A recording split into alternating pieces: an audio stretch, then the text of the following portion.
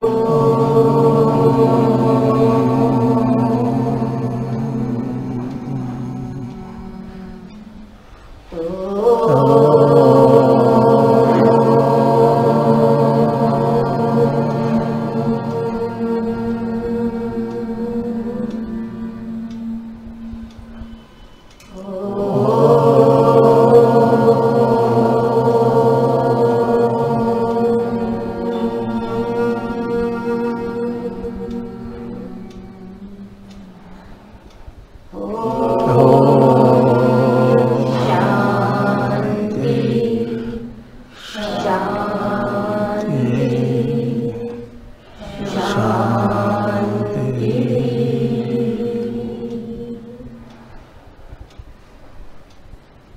साथ ही मैं श्री राम का चंद्र जी का भी आवाहन करती हूँ।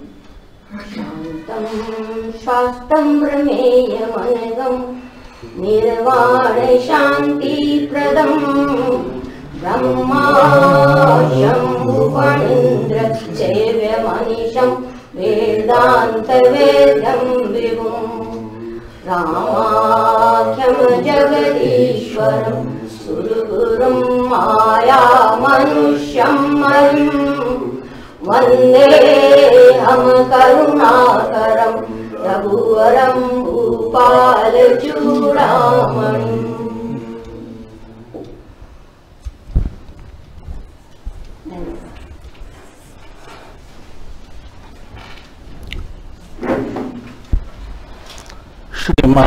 श्री अरविंद का हम आह्वान करें। यहाँ श्रोता और वक्ता इन सब की रक्षा करें। सबसे पहले तो मैं विलंब के लिए क्षमा प्रार्थी हूँ। श्री राम के चरित्र के बारे में तुलसी उनके जिस व्यवहार या रूप पर रिझा वो एक अद्भुत उदाहरण है। प्रसन्नतम यान गताभिषेकतस्तथा न ममले वनवास दुख था मुखाम्बुज श्री रघुनंदनस्य मे सदास्तु सा मंजुल मंगल प्रदा। कोई प्रभु के टेढ़े चितवन पर रिझता है, कोई उसकी भ्रकुटी पर रिझता है, कोई उसके श्याम वर्ण पर रिझता है। तुलसी राम के जिस रूप पर रिझे वो है समत्व का भाव, समता का भाव। गीता का संपूर्ण जो सिद्धांत है समत्व का, समत्वम योग उच्यते, हम जानते हैं। उसका यदि कोई सटीक उदाहरण है तो राम का चरित्र है। हम श्री राम को नमस्कार करके आरंभ करते हैं। आज की जो विषय वस्तु हमारी है उसको हमने दो भागों में बांट लिया है।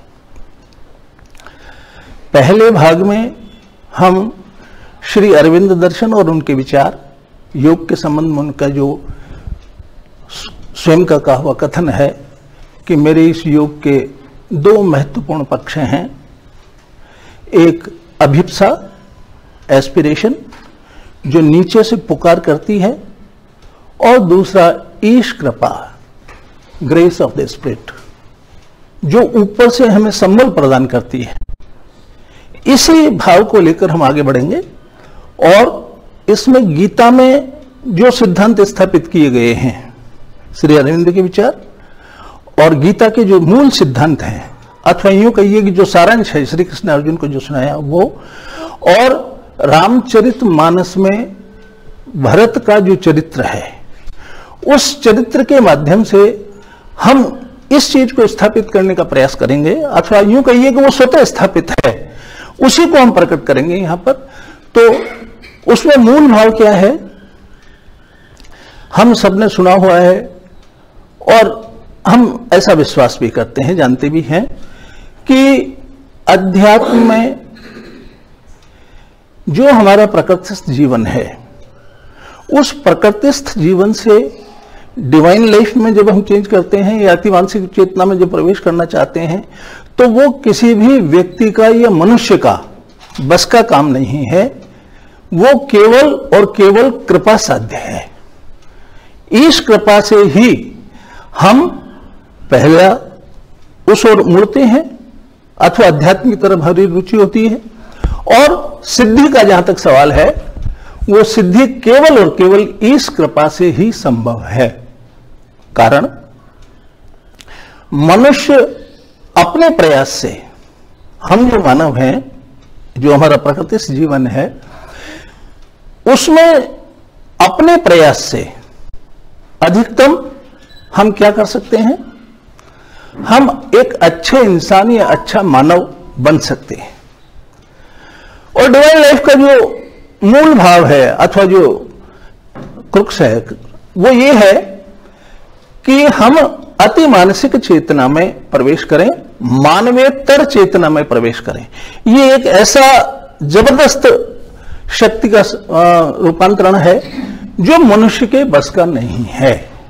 ये रूपांतरण का कार्य व्यक्ति अपने प्रयासों से नहीं कर सकता। वो एक अच्छा इंसान बन सकता है, बहुत अच्छा इंसान बन सकता है, ईमानदारी का व्यवहार कर सकता है, सबके प्रति भले का भाव रखता है। जितनी भी मोरलिटीज हैं, जितने भी सात्विक मानदंड हैं, उन सारे मोरल्स को फॉलो करते हुए एक अच्छे इंसान बनने की सामर्थ्य तो हम में है।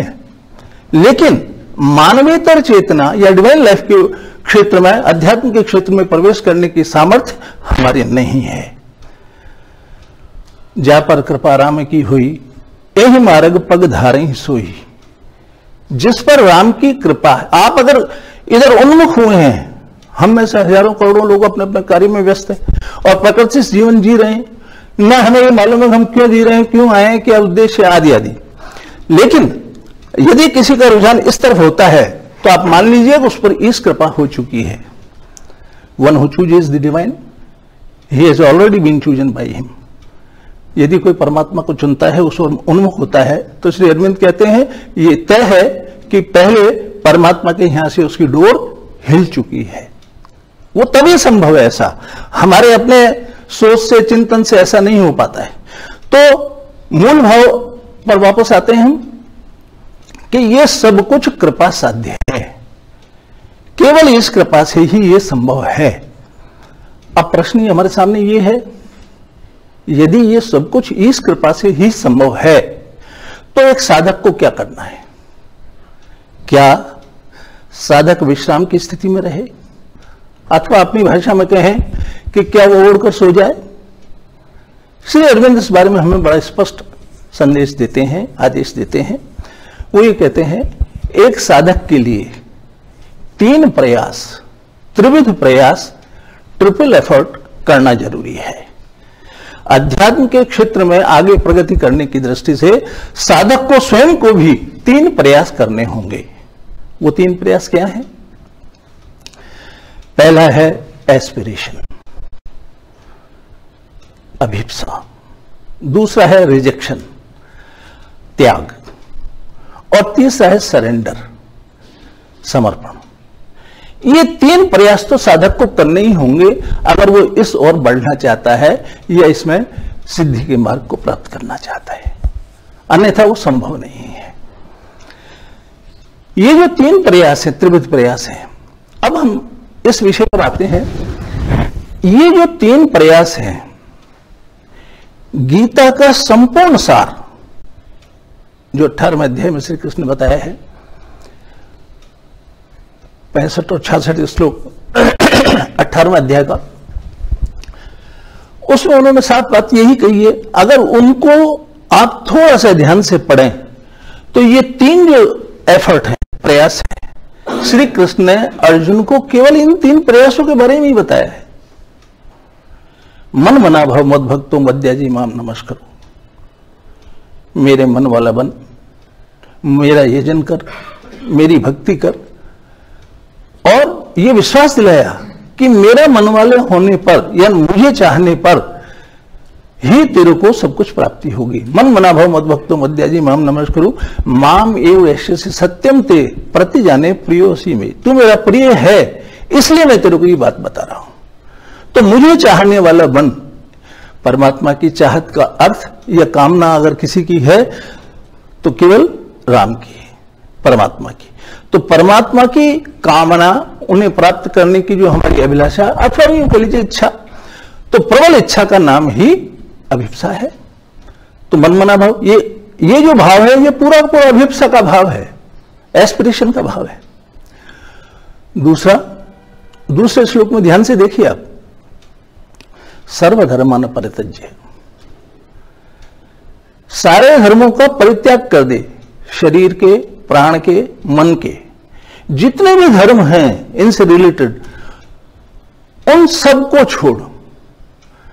सर्वधर्म तो रिजेक्शन आ गया। दूसरा जो भाव हमारा था, पहला अभिप्सा पूरा हो गया, दूसरा रिजेक्शन। तो श्री कृष्ण क्या कह रहे हैं? सर्वधर्मान परित्यज्य, जो जो भी विषय अथवा कार्य अथवा घटनाक्रम अथवा जो कुछ भी है, यदि वो परमात्मा की प्राप्ति में बाधक हैं अथवा परमात्मा तक पहुंचने में सहायता नहीं करते हैं, उन सबको छोड़ो, उनका त्याग करना पड़ेगा तुझे। फिजिकल, वाइटल और मेंटल, इन तीनों से रिलेटेड जो भी कार्य हैं, भाव हैं, उन सब का परित्याग तेरे को करना पड़ेगा। और तीसरी चीज अंत में क्या कहते हैं? सर्वधर्मान परित्यज्य मामेकम शरणम व्रज, तू केवल एक मेरी शरण में आ जा।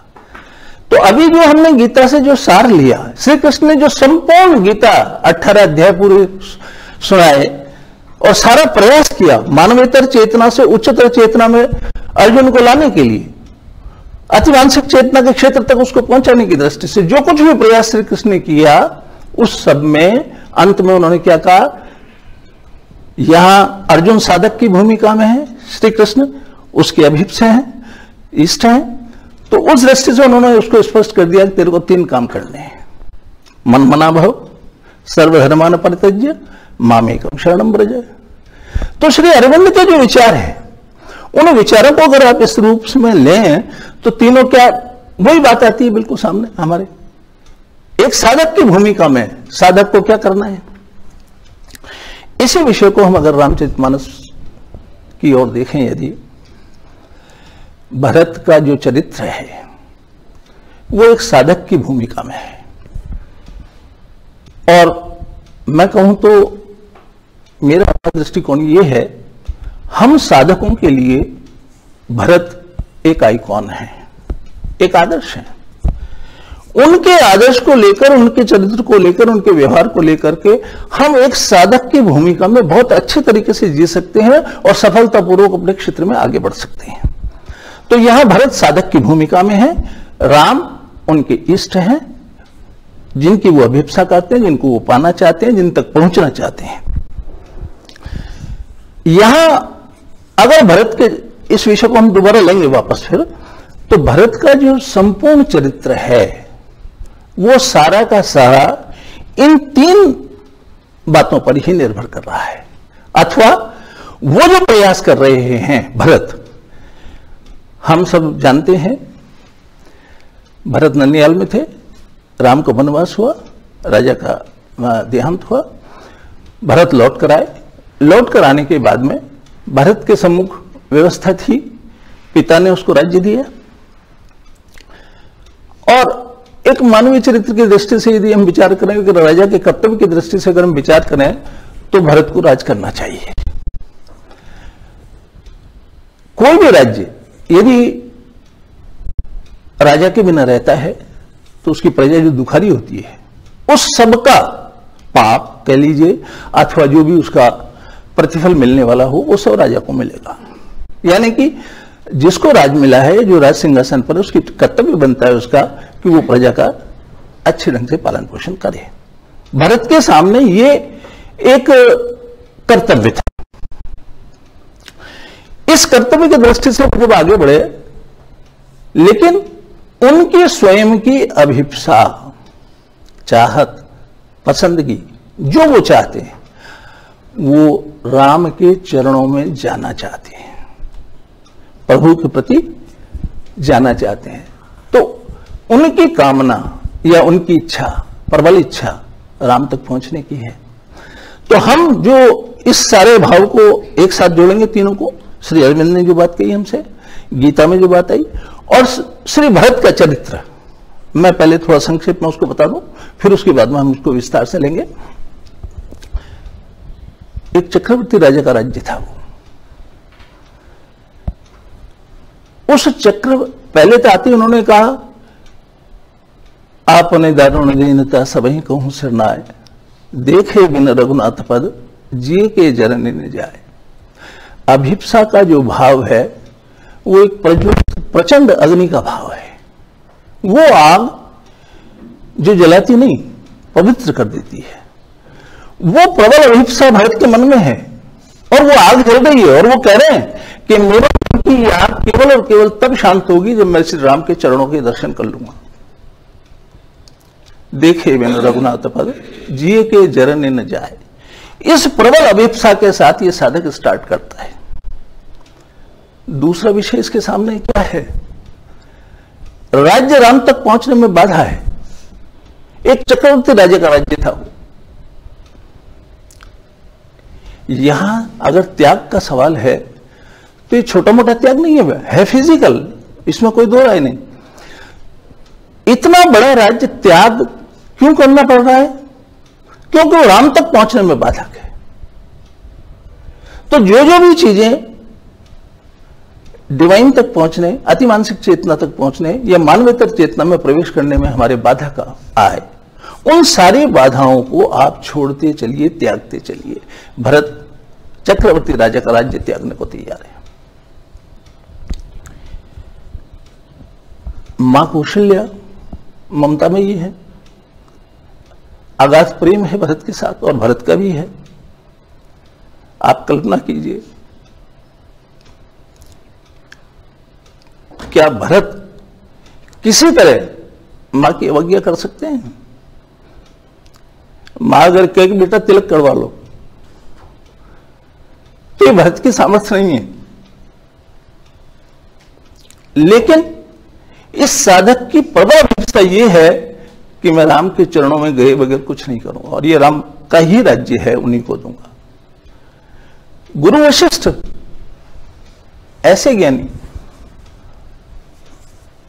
और इतना कल्याण करने वाले, यदि वो आशीर्वाद भी न दें और केवल उपस्थित रहें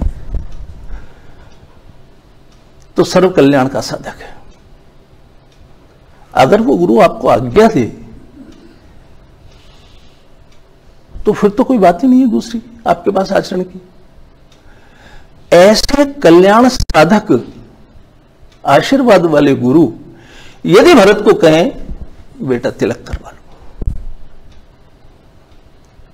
आप कल्पना कीजिए, राज्य के त्याग की तुलना में फिजिकल मां का वाइटल प्राणी, मां से जो ममता भरत की है वो अवज्ञा नहीं कर सकते।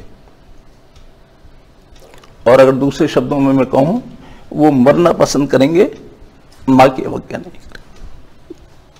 लेकिन आज वो मां की का प्रेम राम के चरणों तक पहुंचने में बाधक है, इसलिए उसका त्याग साधक के लिए आवश्यक है।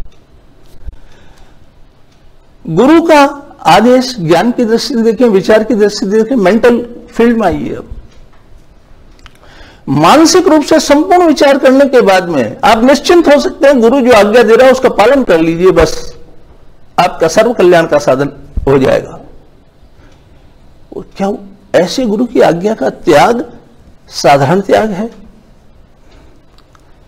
लेकिन भरत की अभिप्सा कितनी प्रबल है, उस प्रबल अभिप्सा के कारण ही वो इन सारे फिजिकल, वाइटल और मेंटल तीनों क्षेत्रों में सर्वधर्मान परित्यज्य, सबका परित्याग करके, और क्या कहते हैं, एक ही आंख यही मन माई, प्रातः काल चले हूं प्रभु पाई।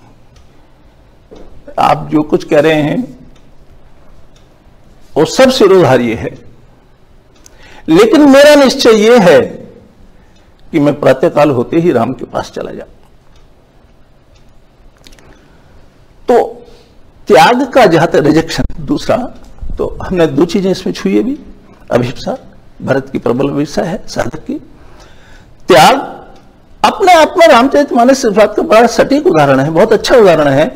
और आप फिर कभी पढ़कर देखिए उसको दोबारा, कितने प्रबल उत्कंठा, अभिलाषा, कामना के साथ भरत और पूरे निश्चय के साथ ये साहस, आपने अभी जो माता जी की शक्तियों के बारे में जिक्र किया, इसी साहस की मां चर्चा कर रही है। आपको इतना साहस होना चाहिए कि आप उन सब को छोड़ सकें जो राम तक या डिवाइन तक पहुंचने में बाधक है।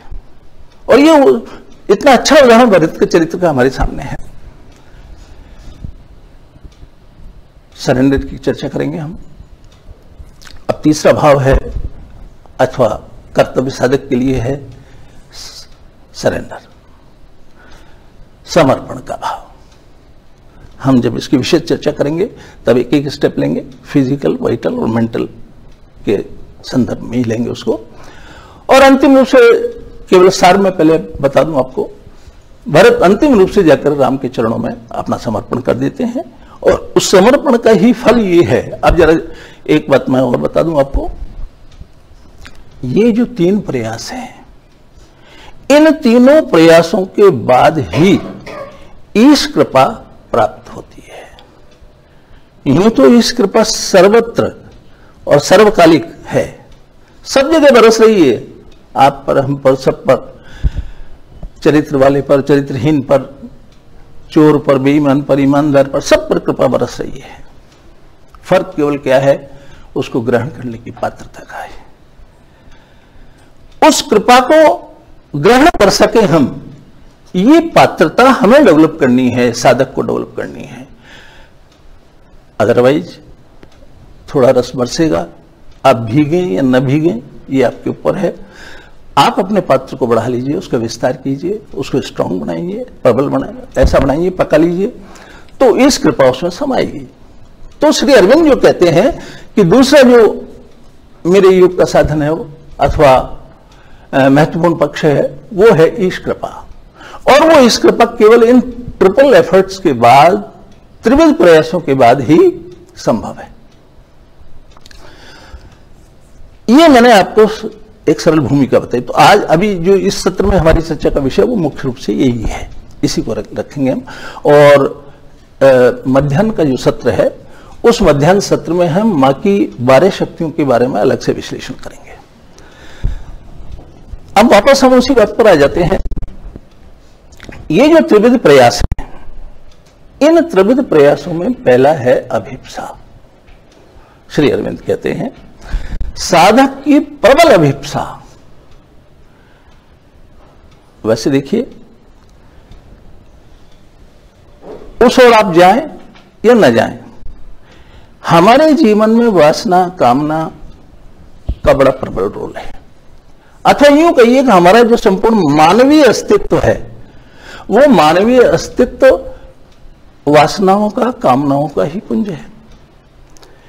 ये कामनाएं इतनी प्रबल हैं कि इनको छोड़ पाना हमारे लिए अत्यंत कठिन है। और गीता जैसा कहती है, अहमता ममता अगर छूट जाए आपकी तो फिर सब कुछ सिद्ध हो जाएगा। यदि यही प्रबल अभिलाषा, कामना जो हमारी संसार के प्रति है, सांसारिक भोगों के प्रति, संसार के सुख, यहां तक कि स्वर्ग का जो ऐश्वर्य है, उस तक की जो हमारी कामना है, इच्छा है, वो सब क्षणिक, नाशवान, ये जाने वाली है। ये हम जानते भी हैं। इस सब के बाद भी हमारा मन उधर नहीं जाता। हमारी जो कामना है वो संसार की है, ईश की कामना नहीं है, परमात्म तत्व की प्राप्ति का नहीं है, सत्य की प्राप्ति का नहीं है। जीवन में हम क्या करने आए हैं, जो कर रहे हैं उसके परिणाम भी हमारे सामने हैं। उन सब परिणामों के बावजूद भी हम ये नहीं समझ पा रहे कि जीवन का हमारा लक्ष्य क्या है, उद्देश्य क्या है, क्यों आए हैं हम संसार में। लेकिन अब तुलसी हमें एक संकेत देते हैं, मन से एक बात कहते हैं वो कि भाई दो में से एक काम कर ले तू, के ममता कर राम सो, के ममता परी हेलू। या तो तेरा मन अगर कामना करने का है, विषयों में किसी राग में लगता है तेरा मन, तो ठीक, चल वो भी सही, लेकिन एक काम कर, ये राग तू राम से कर ले। के ममता करो राम सो, के ममता परिहेलू, और या फिर तू ममता को छोड़ दे, दोनों में से एक काम कर ले। अभिप्सा जितनी उत्कट होगी, एक दीप की ज्योति जिस तरह ऊर्ध्व की ओर उठती है और लगातार ऊंचा ऊंचा ऊंचा उठती, इस तरह आपकी प्रबल कामना परमात्मा तत्व को, सत्य को पाने की हो, वो अभिप्सा कहलाती है। और वस्तुतः अभिप्सा को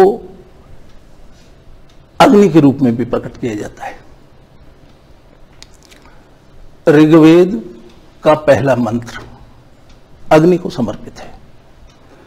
मैं जितना समझ पाया हूं अपनी छोटी बुद्धि से, वो ये है, वो पूरा का पूरा मंत्र प्रबल अभिप्सा को समर्पित है। वो अभिप्सा ही अग्नि है। अग्निमीळे पुरोहितम यज्ञस्य देवम ऋत्विजम होतारम रत्नधातमम। ऋषि क्या कहता है? मैं अग्नि की उपासना करता हूं। अग्निमीळे, मैं अग्नि की उपासना करता हूं। अग्निमीळे पुरोहितम यज्ञस्य, जो मेरे इस यज्ञ का पुरोहित है। देवम, जो मेरे इस यज्ञ का देव है, जो चरु लेके आता है ना, प्रसाद लेके आता है। देवम ऋत्विजम, ऋत्विज भी वही है।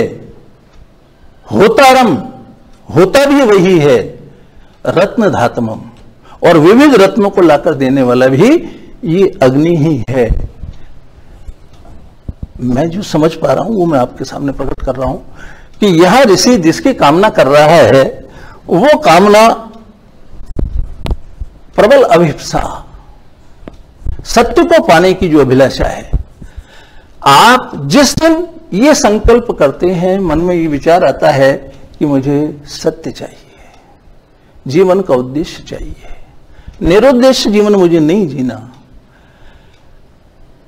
मैं कौन हूं, कहां से आया हूं, मेरे इस जीवन का प्रयोजन क्या है, ये अभिलाषा, ये कामना जिस दिन आपके मन में पैदा हो गई, आप समझ लीजिए आग जल गई। वेद की ऋचा का जो पहला मंत्र है उसका शुभारंभ हो गया है। और स्वानुभव के आधार पर भी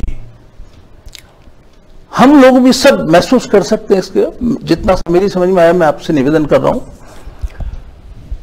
जिस दिन आपके मन में ये अग्नि जलती है, ये अभिप्सा प्रबल होती है, धीरे धीरे धीरे धीरे ये अभिप्सा आपकी उस मार्ग पर आपको अग्रसर करती रहती है, बराबर, निरंतर। और जरा भाव को समझिए, ये जो अग्नि है, अभिप्सा है, प्रबल अभिप्सा सत्य को पाने की, वो सत्य को पाने की जो प्रबल अभिप्सा है, वह आपके सब कार्य को सिद्ध करती चली जाएगी। अथवा निरंतर अगर आप मन में ये जिज्ञासा लेकर चलते हैं कि मैं कौन हूं, कहां से आया हूं, जीवन का प्रयोजन क्या है, मुझे सत्य चाहिए और केवल सत्य चाहिए, ये निरंतर चिंतन अथवा इस निरंतर तपस के कारण, ताप जो इसका बनता है, उस तपस के कारण विविध आयाम खुलते चले जाएंगे स्वतः। योग साधना की दृष्टि से साधक केवल एक काम कर ले, अंदर की आग को प्रज्वलित कर ले, सिर्फ बाकी काम अग्नि को करना है। और मैं अपने अनुभव के आधार पर ही आपसे निवेदन कर रहा हूं, आप अगर शुरू करें इससे कि मैं कौन हूं, इसका निरंतर चिंतन, श्रवण मनन निधिध्यासन और स्वानुभव, इस तक की स्थिति तक जब आप पहुंचेंगे, आप पाएंगे कि कब ये प्रश्न उत्तर में बदल जाता है मैं दोबारा रिपीट कर रहा हूं, आपकी ये प्रबल जिज्ञासा, प्रश्न कहां से शुरू कर रहे हैं आप? मैं कौन हूं? पहुंचते कहां हैं?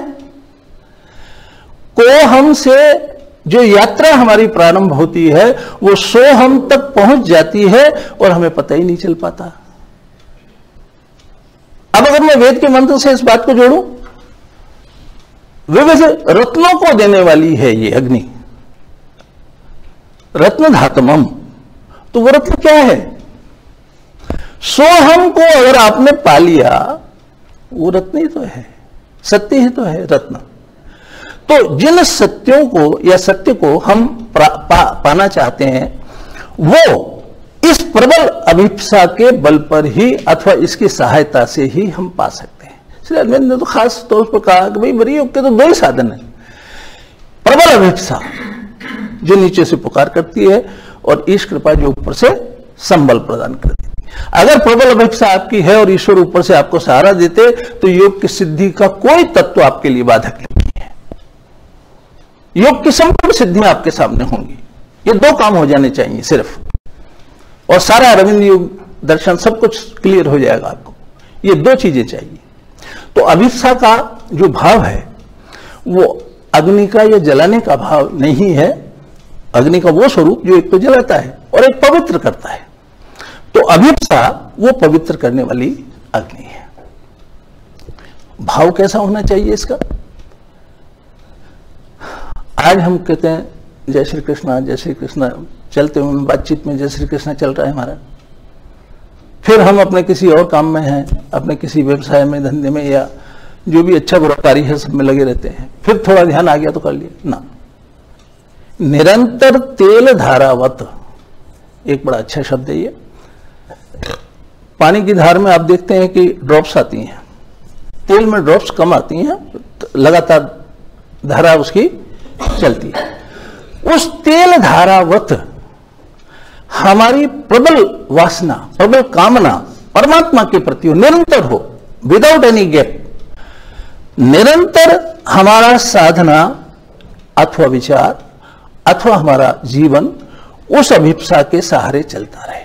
इस तरह की अभिप्सा जो निरंतर है, जिसमें गैप नहीं है, जो ऐसा नहीं है कि ऑकेजनल है, हमने कभी अच्छा लगा तो वो परमात्मा तत्व के प्रति विचार बना लिया और चर्चा कर ली। हम श्री कृष्ण तो गीता में कहते ही यही है, माम अनुस्मर युद्धश्च। तो चाहे युद्ध कर, इससे खोटा काम तो कुछ भी नहीं है। युद्ध से बुरा, हमारी दृष्टि से अगर हम विचार करें तो युद्ध से बुरा कोई काम नहीं है। हम जितने भी और काम करते हैं वो थोड़े उससे ठीक ठीक हैं, अच्छे हैं, लेकिन श्री कृष्ण कह रहे तू तो युद्ध कर भले, माम अनुस्मर। क्या करना है? केवल मेरा स्मरण बना रहना चाहिए। युद्ध करते समय भी तेरे को मेरा स्मरण बना रहना चाहिए।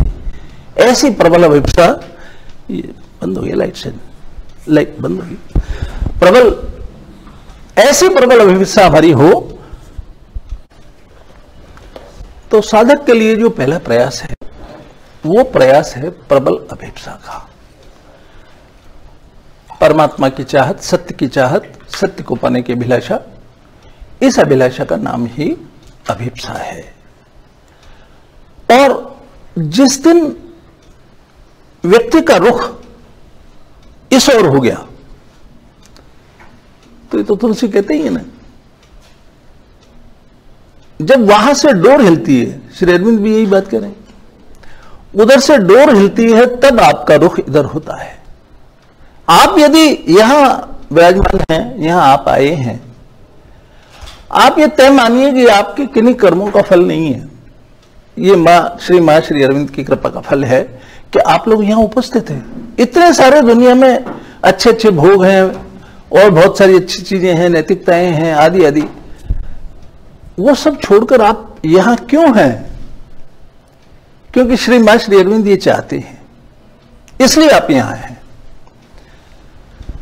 तो अभिप्सा भी वस्तुतः है तो परमात्मा की कृपा का ही फल, लेकिन उसमें व्यक्ति उसको प्रबल बना सकता है। उसको प्रबल बनाने के आधार होते हैं हमारे श्रवण, मनन, निधिध्यासन, और उसके आधार पर जो स्वानुभव होता है उन स्वानुभवों का आगे बढ़ाने का कार्यक्रम।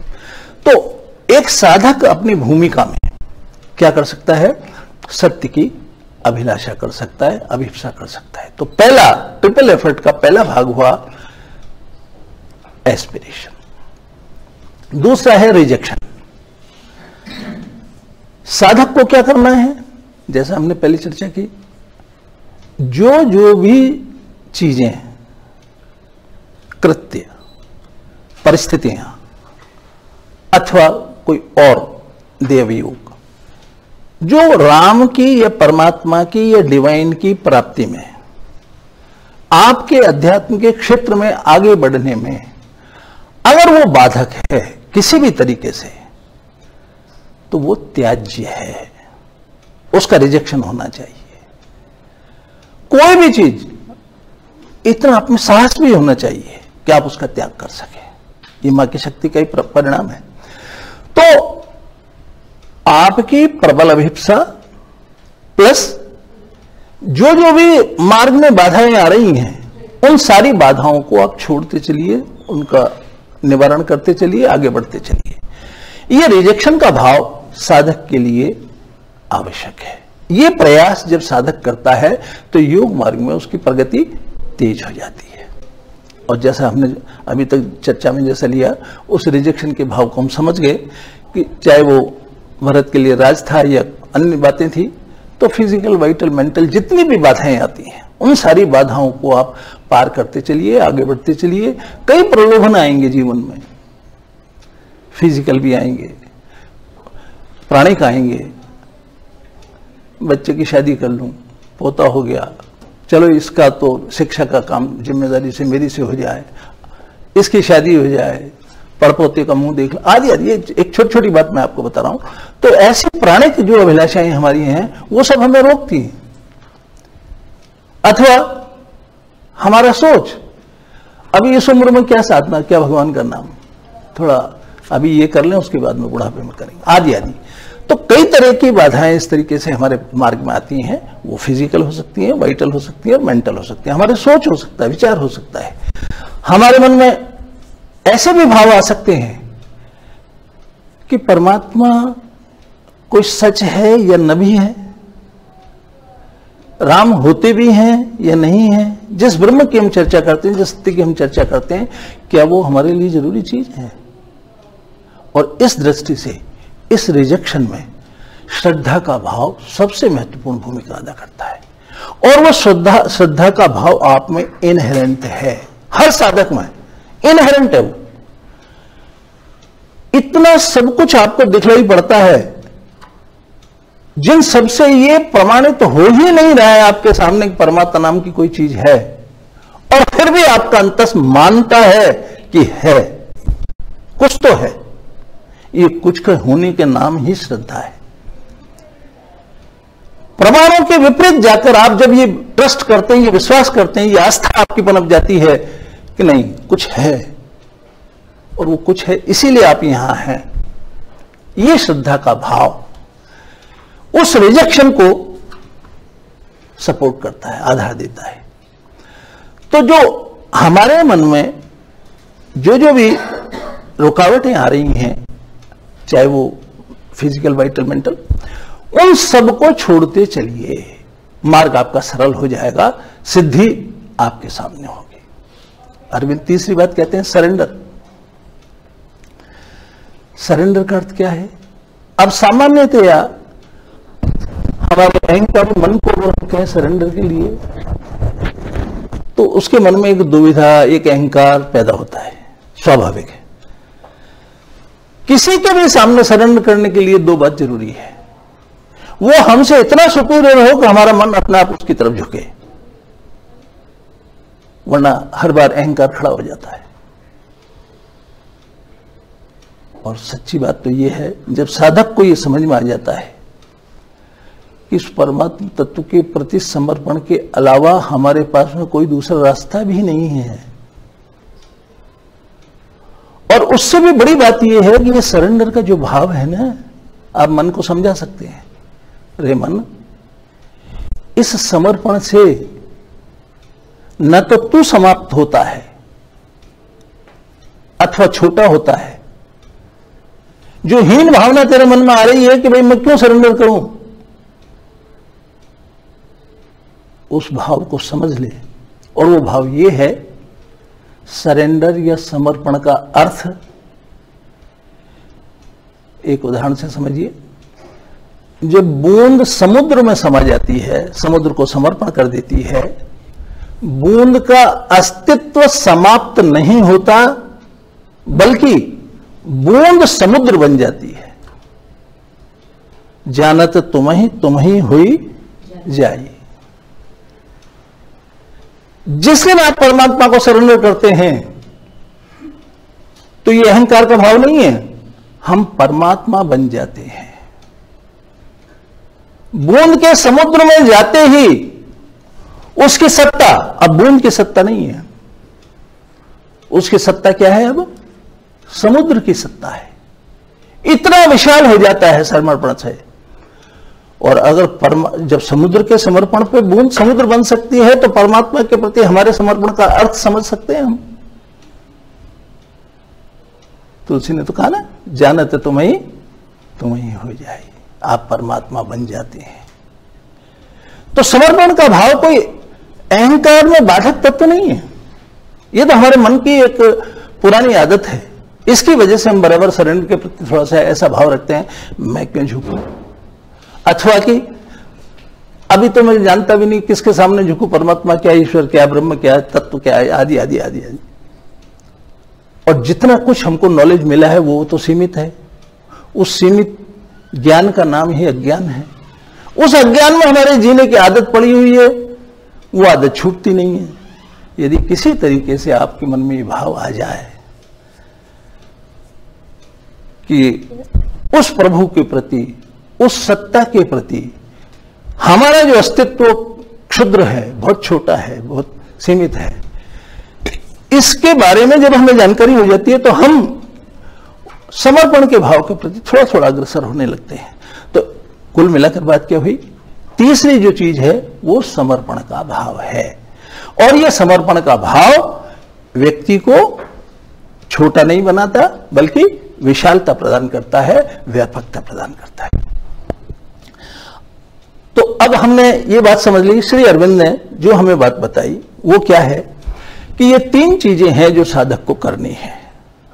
ईश कृपा से ही आपको सिद्धि मिलनी है, तय है। बिना किसी शक सूबे के, हिल उज्जत के आप स्वीकार कर लीजिए, और हम करते भी हैं कि हमारे बस का है भी नहीं। जो ये नहीं जानता कि मैं कौन हूं, कहां से आया हूं, जीवन का क्या प्रयोजन है, वो अपने लक्ष्य को कैसे तय करेगा? कर सकता है क्या? क्या वो ये तय कर सकता है मुझे क्या पाना है, मुझे क्या होना है? ये सब ईश्वर आपको संकेत देते हैं, उनके उन संकेतों से ही आप आगे बढ़ पाएंगे। तो अब ये तीन जो ट्रिपल एफर्ट है, ये ट्रिपल एफर्ट करते क्या है? एक साधक के लिए इनकी क्या भूमिका है? इन ट्रिपल एफर्ट्स का जो परिणाम है वो है साधक की पात्रता की विशालता, उसकी रिसेप्टिविटी को बढ़ाती है।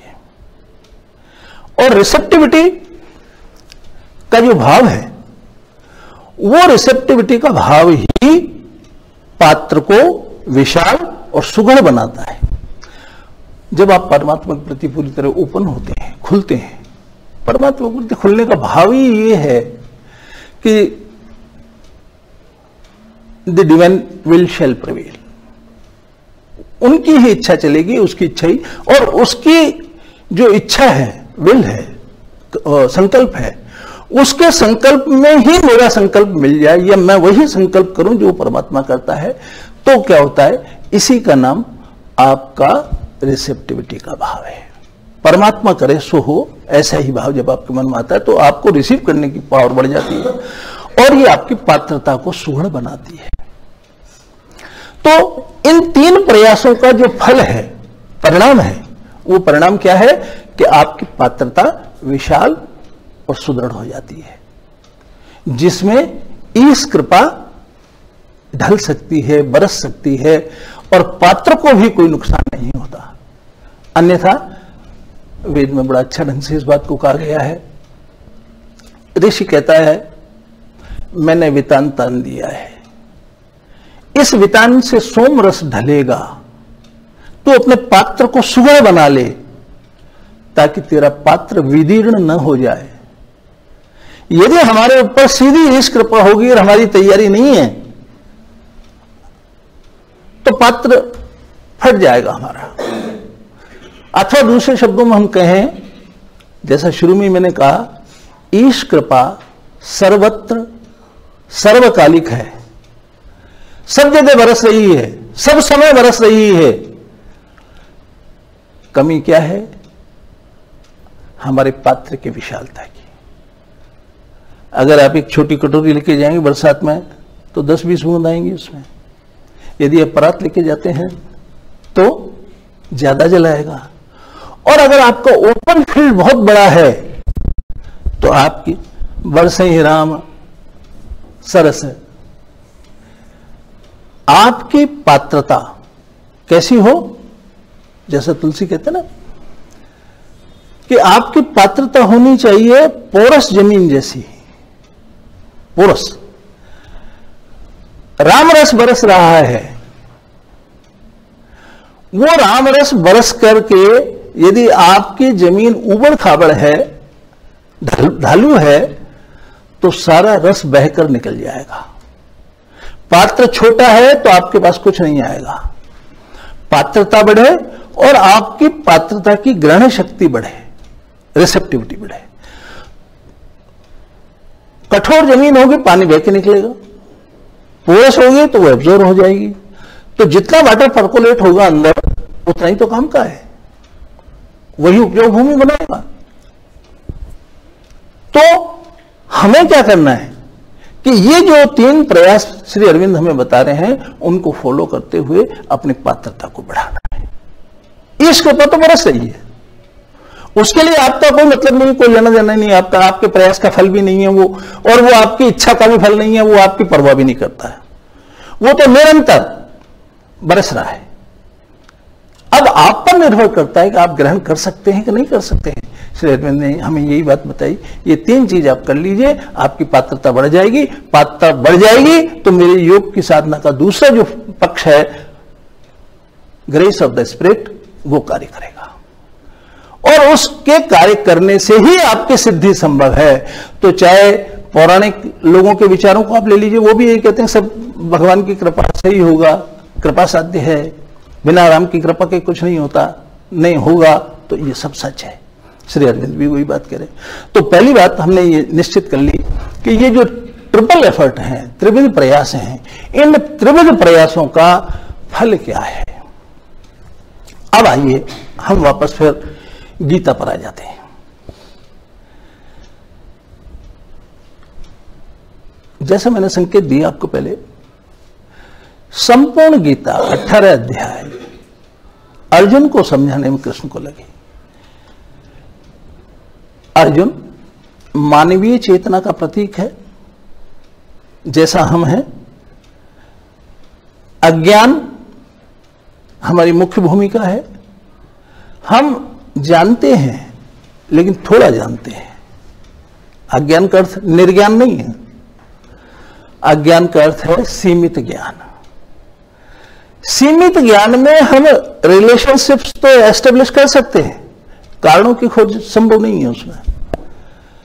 आप 2 चीजों को मिलाकर के एक तीसरी चीज बना सकते हैं, लेकिन उसका मूल स्वरूप क्या है, मूल भाव क्या है, एलिमेंट क्या है उसका, वो आपके बस का नहीं है काम का।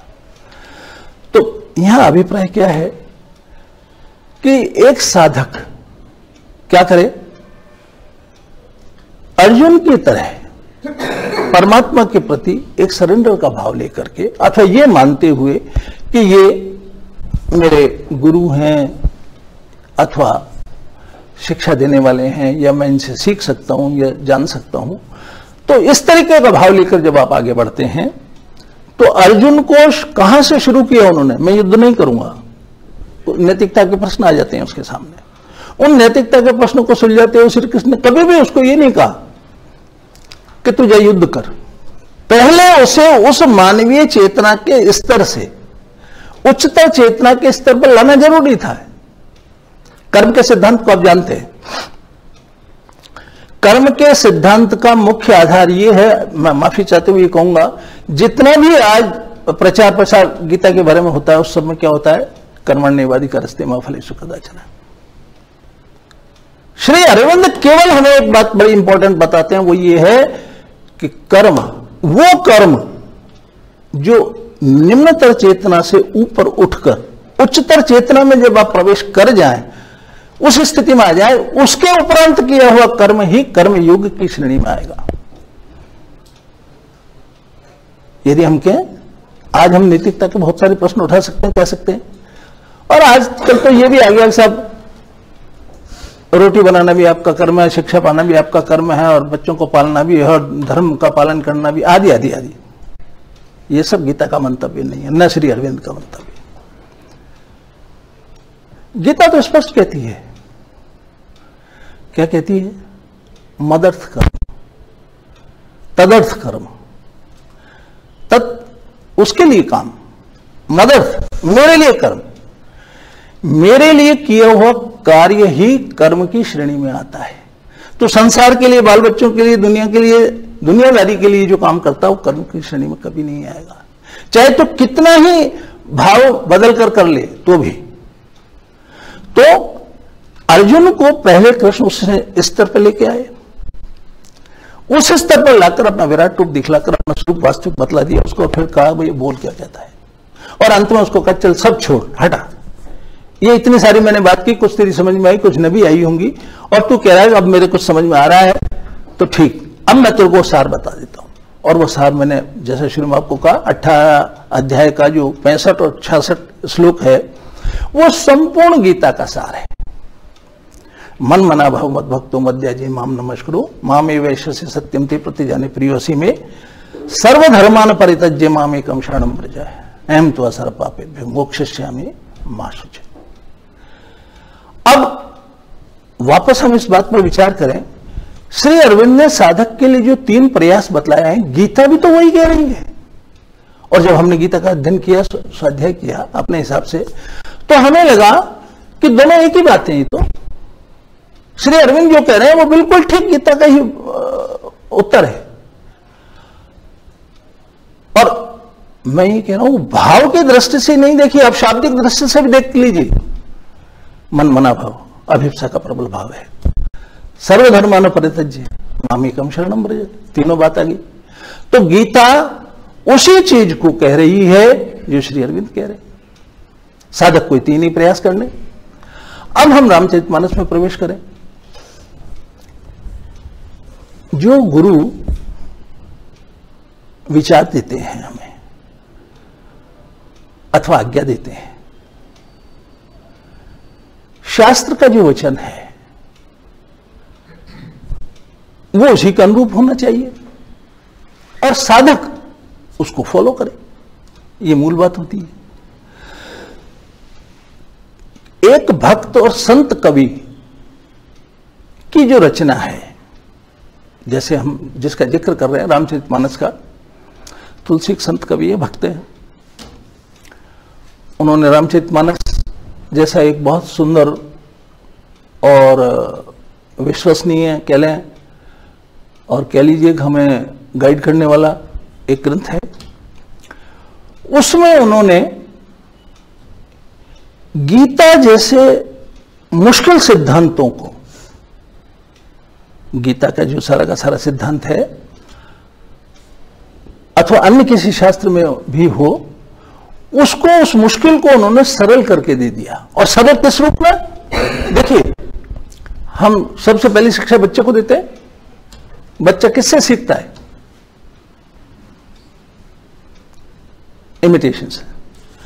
अब वो आपको करता हुआ देखता है तो आपके करने आचरण को देख करके बच्चा सीखता है। तो व्यक्ति की पहली शिक्षा दूसरे के आचरण से, सबसे सुगम और सरल शिक्षा। आपने आग को हाथ लगाया बच्चे के सामने, आपने जला, आपको डर लगा, बच्चा भी समझ गया ये जलाता है। अथवा बहुत सारी चीजें हम बोलना तक भी बच्चे को सिखाते हैं। आपकी साउंड को कैच करता है बच्चे, आप वाइब्रेशंस को कैच करके बच्चा सीख लेता है। तो कहने का अभिप्राय क्या है कि जो आचरण किसी महाकाव्य में या भक्त की रचना में, पर्टिकुलरली जिसकी हम चर्चा कर रहे हैं रामचरितमानस में, रामचरितमानस के जो पात्र हैं वो पात्र उन कठिन सिद्धांतों को स्वयं जी रहे हैं और उनके आचरण और व्यवहार से हम जितना अच्छा सीख सकते हैं उतना गीता के ज्ञान से हमारे लिए संभव नहीं है। बात एक ही है, शिक्षा का अंतर होता है। दो टीचर होते हैं, एक टीचर आपको बहुत आसानी से बात को समझा देता है, दूसरा टीचर आपको समझाता है लेकिन आपकी समझ में कम आता है। ठीक वही बात है। तो सैद्धांतिक पक्ष जितना है गीता का, दुनिया के किसी भी शास्त्र में नहीं मिलेगा आपको। श्री अरविंद का दर्शन जो है, इससे ऊंचा दर्शन मेरी अपनी अहंकार में मान लीजिए आप, कहीं नहीं मिलेगा आपको। लेकिन सवाल यह है आप कितना उससे रिसीव कर पाते हैं, कितना उससे सीख पाते हैं। तो रामचरितमानस का जहां तक सवाल है हमारे सामने, रामचरितमानस के पात्र उन कठिन सिद्धांतों को, उन गूढ़ सिद्धांतों को जी करके दिखलाते हैं, वो ऐसा आचरण करते हैं और उनके उस आचरण से हम सीख सकते हैं। और जैसा मैंने आपको कहा, हम ज्यादा विस्तार में न जाकर के हम केवल सीमित रहेंगे भरत के चरित्र तक। श्री भरत का जो चरित्र है, मैंने जैसे पहले आपको कहा, वो एक साधक की भूमिका में है। एक साधक दूसरे साधक से बड़ी आसानी से सीख सकता है। उनके अभिप्स या ईस्ट श्री राम है, हम लोगों के भी ईस्ट और अभिप्स श्री राम ही हैं। ब्रह्म कह लीजिए, उसको डिवाइन कह लीजिए, कुछ भी कह लीजिए, बात एक ही है। क्योंकि तुलसी तो बड़ी डंके की चोट कहता है इस बात को, राम ब्रह्म परमार्थ रूपा। वो राम ही ब्रह्म है, ये बहुत छोटी बात नहीं है, बहुत गंभीर बात है जो तुलसी हमारे सामने प्रकट कर रहे हैं। और वो ये कह रहे हैं, सोई राम व्यापक ब्रह्म भुवन निकाय पति मायाधनी। सोई राम व्यापक ब्रह्म भुवन निकाय पति मायाधनी। तो इस तरीके से यहां साधक हैं श्री भरत, इष्ट हैं या ब्रह्म की श्रेणी में रख लीजिए, आप उसको सत्य की श्रेणी में रख लीजिए, वो है श्री राम।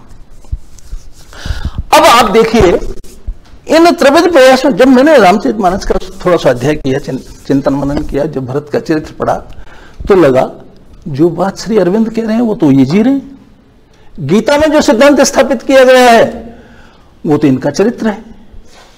कैसे? अब हम पुनः उस चर्चा पर आ जाते हैं और थोड़ा सा इसको विस्तार दे देते हैं। भरत से कहा जा रहा है, मां कौशल्या बोली, बेटा तिलक निकलवा ले और तेरे को अगर कोई संकोच हुए तो ऐसा करना, राम के आने पर लौटा देना, तब तक तो संभाल ले इसको। उधर गुरु वशिष्ठ भी यही बात कह रहे हैं। उनका दृष्टिकोण दूसरा है थोड़ा सा। वो कहते हैं भैया, बिना राजा की प्रजा अगर रहती है तो अराजकता बढ़ती है। अराजकता के कारण कई दुष्कर्म पाप होते हैं। उन पापों का, दुष्कर्मों का, कठिनाइयों का सारा ठीकरा राजा के सिर फूटेगा अथवा उसका सारा दोष राजा को लगेगा। इसलिए तो तिलक लगा ले। अब जरा ध्यान दीजिएगा, भरत के विचार को, भाव को, उसकी प्रबल अभिलाषा को समझने का हम प्रयास कर रहे हैं। राम मातु सुठ सरल चित, मोह पर प्रेम विशेष। भरत कह रहे हैं, राम की मां यानी मां कौशल्या सुठ सरल चित्त, एकदम शुद्ध और सरल चित्त की हैं और मेरे पर उनका विशेष प्रेम है। कहीं स्वभाव स्नेह बस, मोरी दीनता देख। आज मेरा ये जो दैन्य है, दैन्य क्या है हमारे जीवन का? राम से विमुख होने का। इससे बड़ी दीनता कुछ नहीं है हमारी कि हम उस परमात्मा तत्व से विलग हैं, अलग मानते हैं अपने को अथवा उसे हम नहीं जानते। तो मां कौशल्या जो कुछ, देखिए अब जरा इसमें ध्यान दीजिएगा, बराबर उसके ऊपर ये दबाव है कि ऐसा करो। गुरु वशिष्ठ, उनसे बड़ा ज्ञानी कौन? गुरु विवेक सागर जग जाना, विवेक के सागर हैं, जिन्हीं विश्व कर बदर समाना, हाथ में रखे हुए बेर के फल के समान, जिनको संपूर्ण विश्व ज्ञात है, ऐसे गुरु। अब उनकी अभिप्सा की प्रबलता देखिए और अंदर की का प्रयास करिएगा। मोह कह तिलक साज सज सोई, ये सब मेरे अनुकूल हैं, मां कौशल्या मेरे प्रतिकूल कभी हो ही नहीं सकती। गुरु वशिष्ठ का हम पर आशीर्वाद है, ऐसे ज्ञानी है। लेकिन मोह कह तिलक साज सज सोई, भय विधि विमुख विमुख सब कोई। आज चूंकि मेरा विधाता बाम है, इसलिए सब कुछ हो रहा है। आप कल्पना कर सकते हैं कैसी प्रबल उत्कंठा है उनके मन में राम से मिलने की। सब समझाने के बाद में अंत में देखिए अभिप्सा का भाव देखिए, आप उसकी गंभीरता को देखिएगा। आपने दारुण दीनता, सब ही कहूं सिर नाय। बड़ा विनम्र भाव, ह्यूमिलिटी। देखे बिन रघुनाथ पद, जीव के जरनी न जाए। आप जो कुछ कह रहे हैं सब ठीक है, आपका सबका आदर है, लेकिन मेरे मन की अभिलाषा तो केवल एक है, बिना चरणों के दर्शन किए मेरे अंदर जो ये अग्नि हो रही है, ये जो प्रबल इच्छा है उससे मिलने की, वो आग शांत नहीं होगी। तो देखे बिना रघुनाथ पद जी के जरनी न जाए। और जैसा आपने माता जी की शक्ति के बारे में एक छोटा सा जिक्र कर लेते हैं अभी। साहस देखिए आप, साहस माता का गुण है, ये 12 गुणों में एक गुण है। साहस देखिए, मां का प्रेम का बंधन तोड़ रहे हैं। गुरु वशिष्ठ जैसे ज्ञानी कल्याण साधक व्यक्तित्व का अवहेलना कर रहे हैं भरत। और क्या कहते हैं? एक ही आंक इहि मन माही, प्रातः काल चल हूं प्रभु पाही। आप जो कुछ कह रहे हैं सबसे व्यवहारी है, लेकिन मेरा निश्चय यह है कि प्रातःकाल होते ही मैं श्री राम के पास चला जाऊंगा। यह है साहस। जितने भी बाधाएं आए राम के मार्ग में, ईश्वर के मार्ग में, सत्य के मार्ग में, उन सबको त्याग देने का प्रबल जो भाव है वो ये साहस है। ऐसी प्रबल अभिलाषा, अभिप्सा भरत के मन में है और भरत चले जा रहे हैं। आगे जाते हैं, चित्रकूट पहुंच जाते हैं। चित्रकूट पहुंचने के बाद की स्थिति को जरा आप एनालाइज कीजिएगा। अब धर्म संकट क्या है वहां पर भरत के सामने? साधक की भूमिका में है, राम के छोटे भाई हैं। एक साधक न तो अपने इसको कोई आदेश दे सकता है, न उससे वो करवा सकता है जो वो चाहता है। लेकिन मानवीय कमजोरी को आप देखिए, हमारा मन और उसकी प्रबलता को समझ लीजिए आप। समझने के बाद भी उसका राग अपने विचार भाव के प्रति इतना, चाहे वो अज्ञानी है, इतना प्रबल होता है कि वो उससे छूटता नहीं है। अब भरत आगे चल रहे हैं।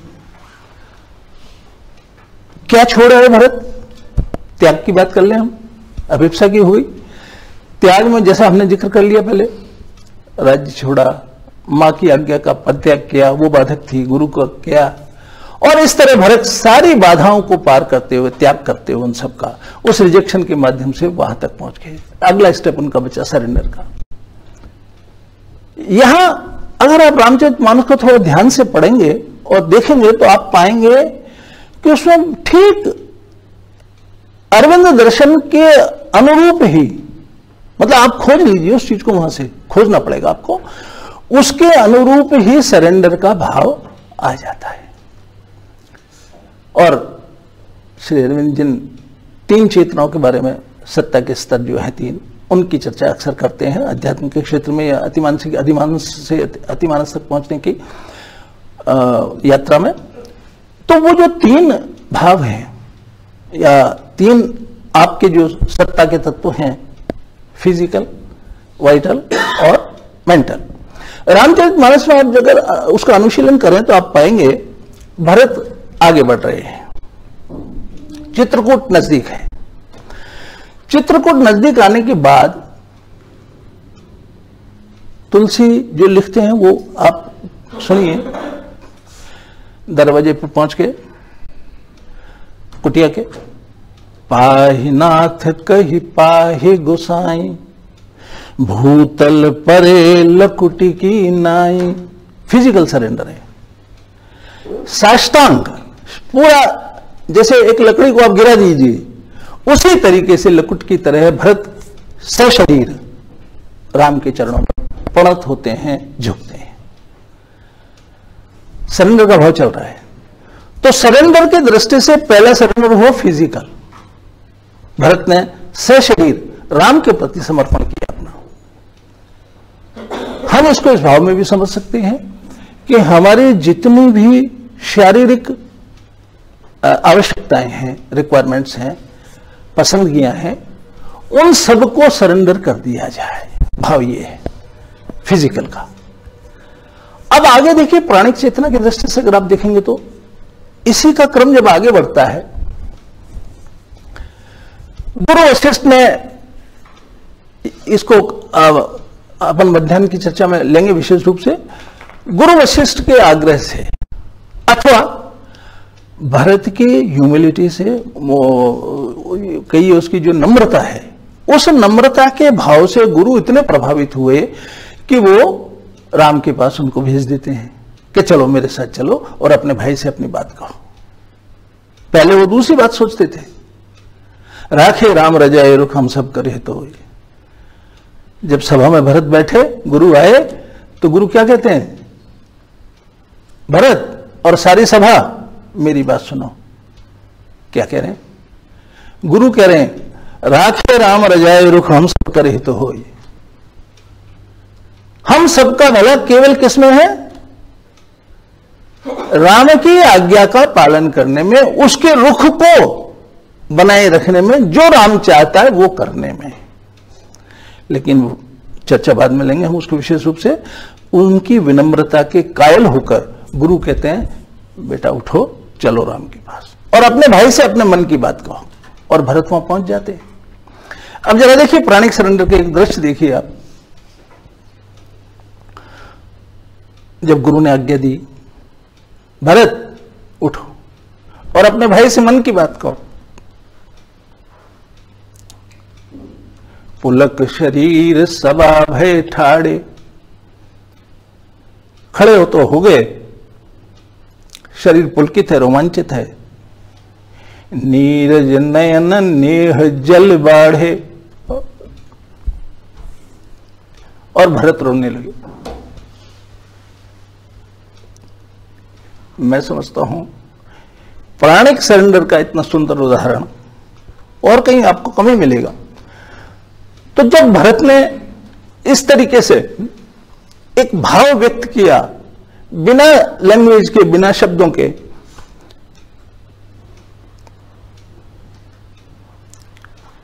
राम अंतर्यामी हैं, वो भाव को समझ रहे हैं और वो समझ गए। तो हम जिस सरेंडर की बात कर रहे हैं उसमें फिजिकल, वाइटल, एक और अभी चर्चा करेंगे हम आगे, वो विशेष है। तो राम ने जब ये देखा कि भरत विवल है, तो राम ने उठ एक बात कही, बड़ी महत्वपूर्ण है, और वो भरत के लिए आगे एक आधार बनता है, इसलिए उसकी चर्चा मैं करूंगा यहां। राम ने कहा भैया देख बहुत छोटी सी बात है यार, और वो बात क्या? राखे हो राव सत्य मोहि त्यागी। राव मीन्स राजा। राजा ने यानी कि पिताजी ने, राख्यूं राव सत्य मोहि त्यागी, तन परिहरे हूं प्रेम पन लागी। पिताजी ने सत्य की रक्षा के लिए मेरा भी परित्याग कर दिया और तन परिहरे हूं प्रेम पन लागी, और भैया मेरे प्रेम में उन्होंने शरीर तक छोड़ दिया। तासु वचन मेटत मन सोचू, मेरे मन में केवल एक सोच है, एक विचार है कि ऐसे पिता के वचनों को भरत मैं कैसे टाल दूं। लेकिन तेहि ते अधिक तुम्हार संकोचू, इस कृपा का एक पहला फल यह होता है, उसकी दृष्टि इस तरह अगर कृपा की आपके प्रति हो जाए, अनुकूल हो जाए, तो सिद्धि संभव है। राम क्या कह रहे हैं? यद्यपि पिता की उस बात को लेकर मुझे संकोच है, ऐसे पिता के वचन को मैं कैसे मानूं भरत। लेकिन आज तेहि ते अधिक तुम्हारे संकोचू, लेकिन आज मुझे राम के सामने उससे ज्यादा कठिन विचार यह है कि मैं तेरे को कैसे दुखी देखूं। तेहि ते अधिक तुम्हारा संकोचू, तुझे लेकर मुझे ज्यादा संकोच है, उससे भी ज्यादा है। और राम क्या कहते हैं? मन प्रसन्न कर सकुचित जी। भैया तेरे ये मुख की मलिनता मुझे असह्य है,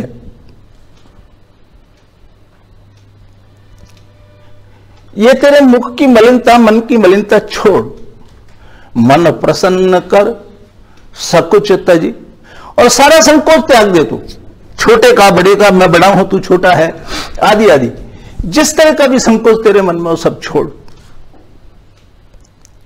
मन प्रसन्न कर सकुचित जी, कहूं करो सोई आज। मैं एक राम के बारे में हम सब जानते हैं, वाल्मीकि रामायण में उन्होंने कहा रामो द्वितीय न भास्ति। राम दो बात नहीं बोलता है, जो कहता है वही करता है, और ये सारी सभा को भी पता है। कहूं करो सोई आज, सत्य संध रघुबर वचन, सुनभा सुखी समाज। सारा समाज सुखी इसलिए हो गया, राम बोल रहा है, ये दो बात नहीं बोलता है। अगर इसने कह दिया है कि आज मैं वही करूंगा जो तू कहेगा, तो निश्चित ही ये वही करेगा। अब भरत के सामने संकोच आ गया। अब जो चर्चा हम करना चाहते हैं वो ये है, मानसिक रूप से व्यक्ति की तैयारी होनी चाहिए सरेंडर की। फिजिकल वाइटल से भी महत्वपूर्ण है हमारा मन इस बात के लिए तैयार हो कि हम उसको सरेंडर कर सकें। अब आगे बात आइए, देखिए आप भरत के सामने क्या परिस्थिति आ गई। अब भरत समझे कि मैं बड़े भाई से वो करवाना चाहता हूं जो वो नहीं करना चाहता। समझ में आ गया उसको, बड़ी देर बाद आया लेकिन आया। उसकी मानसिक चेतना थोड़ी प्रबल हुई, और उस मानसिक चेतना में उसके मन में यह भाव आया कि भैया ये तो बड़ी गड़बड़ बात मेरे से हो गई, मैं बड़े भाई से वो करवा रहा हूं जो करना नहीं चाह रहा है। और भरत, अब देखिए मानसिक सरेंडर की बात आ रही है, इसीलिए मैंने आपको कहा ना कि जरा अनुशीलन अगर आप उस तरीके से करें उस चीज का, तो वो सब मिल जाता है वहां, आपको खोजने से मोती मिलते हैं, इसमें कोई दिक्कत वाली बात नहीं है। तो रामचरितमानस में ही ये सरेंडर के तीन भाव, फिजिकल, वाइटल, मेंटल। अब आप देखिए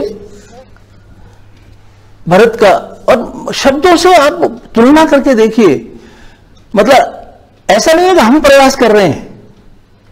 कई बार ऐसा भाव आ जाता है कि हमने उसको थोड़ा सा जोड़ तोड़ लिया, ऐसा नहीं है। तुलसी जो कह रहा है ठीक उसी पर आइए ना आप, हम हमारी शब्द एक शब्द भी नहीं मिला रहे हैं उसमें। भरत क्या कहते हैं? भैया आप अयोध्या लौट जाएं, दो शब्द हैं, आप सब जानते होंगे, श्रेय और प्रेय। पौराणिक भाषा है, वो उपनिषद की भाषा है। ये कठोपनिषद में नचिकेता को व्याख्यान जो आता है उसमें श्रेय और प्रेय की व्याख्या है, विचार है। श्रेय प्रेय तो वो जो सांसारिक सुख भोग आदि आदि। नचिकेता को यम बार बार प्रलोभन देते हैं कि भाई तू ऐसा कर ले, ऐसा कर ले, मैं तेरे को इतनी जमीन दे देता हूं, इतने भोग दे देता हूं, इतना स्त्री भोग दे देता हूं, ये दे देता हूं, वो सब जो तू चाहता है सब मिलेगा तेरे को मेरे पास से, ले ले। लेकिन नचिकेता का नहीं, मुझे तो ये बताइए कि मरने के बाद में आदमी कहां जाता है, आत्मा का क्या है। तो कहने का अभिप्राय क्या है तो इसको तुलसी में श्रेय और प्रेय, श्रेय क्या है, जो श्रेष्ठ है जीवन में, यानी हमारा अल्टीमेट एंड, अंतिम उद्देश्य हमारा जीवन का क्या है, वो श्रेय है। तो श्रेय और प्रेय को तुलसी ने अपनी भाषा में बदल लिया, स्वार्थ और परमार्थ। स्वार्थ का मतलब प्रेय, प्रिय लगने वाला, और परमार्थ श्रेय, जो श्रेष्ठ है। अब इसी के जस्ट आगे देखिए आप, भरत क्या कहते हैं। जब राम ने इतनी बात कह दी तो भरत का मानसिक सरेंडर, मैं आपको लग जाएगा कि मेरी तरफ से नहीं बोल रहा हूं, मैं तुलसी बोल रही। स्वार्थ नाथ फिरे सब ही का, भरत राम से कह रहे हैं, भैया हे प्रभु, हम सबका स्वार्थ तो यह है कि आप अयोध्या लौट चले। बड़ा ध्यान से सुनिएगा आप इसको।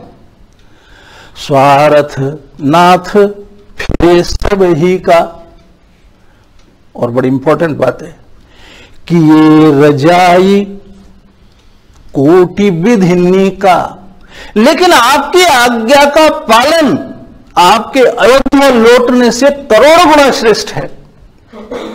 ध्यान दीजिए, वही भरत हैं, सारा राजपाट छोड़कर, सारी अयोध्या को साथ लेकर केवल और केवल राम को लौटाने के लिए आए हैं। लेकिन मानसिक दृष्टि से जब बात समझ में आ गई तो मानसिक सरेंडर कर देते हैं। क्या कहते हैं, स्वार्थनाथ फिरे सब ही का। भैया निश्चित ही हम सबका स्वार्थ तो यही है कि आप अयोध्या लौट चलें, लेकिन मैं आपको कह रहा हूं कि इससे करोड़ गुना श्रेष्ठ यह है कि हम आपकी आज्ञा का पालन करें। आप आज्ञा दे दीजिए। अब यहां एक भाव और हम शामिल करें, तुलसी ने वो पहले से मौजूद है, हम तो उसका विश्लेषण विवेचन कर रहे हैं खाली। जब भरत ने ये कह दिया, अब जरा हम एक साधारण दृष्टि से भी विचार करें तो भाई अब तो भरत को क्या कहना चाहिए कि भैया आज्ञा दो, और क्या बचा। जब आप ये कहते हो कि आपकी आज्ञा का पालन करोड़ गुना श्रेष्ठ है, और मैं समझ कर कह रहा हूं ये बात, जब समझकर मैं ये बात कह रहा हूं तो मुझे तो राम से ये कहना चाहिए ना कि भैया आज्ञा दे दो। अब आप क्या, आपका कहना क्या, वो कह दीजिए, मैं चलो वही कर लूंगा। नहीं, इसको जरा भाव को समझिए। मैं अपनी दृष्टि से आपके सामने वो बात रख रहा हूं, चेतना के उच्च स्तर पर, अथवा यूं के लिए मानवेतर चेतना जिसको कहते हैं हम, मनुष्य की चेतना, मन की चेतना के ऊपर की चेतना में भी जब हम जाते हैं तो प्राण और मन की चेतना हमारे साथ चलती है। दोबारा बोलूंगा इसको, चेतना के उच्च स्तर पर पहुंचने के बाद भी मन हमारे साथ चलता है, उसकी अहमता ममता का भाव चलता है साथ में। जब भरत ने यह कह दिया कि आपकी आज्ञा का पालन श्रेष्ठ, करोड़ गुना श्रेष्ठ है, तो भरत को कहना तो ये चाहिए ना कि भैया आज्ञा दो। लेकिन भरत क्या कह रहे हैं, जरा अगले कदम पे देख लीजिए। आप जब ये कह चुके हैं कि आपकी आज्ञा का पालन करोड़ गुना श्रेष्ठ है, लेकिन मन का दबाव, मन का जो आपके प्रति जो लगाव है, चिपटा हुआ है आपसे, वो देखिए आप जरा इसको। ये कहने के बजाय कि भैया आज्ञा दीजिए, भरत क्या कहते हैं, ये अपने वाक्य नहीं है, तुलसी के हैं। सानुज पठे हैं मोहि बन। भैया छोटे भाई शत्रुघ्न के साथ मुझे वन भेज दीजिए।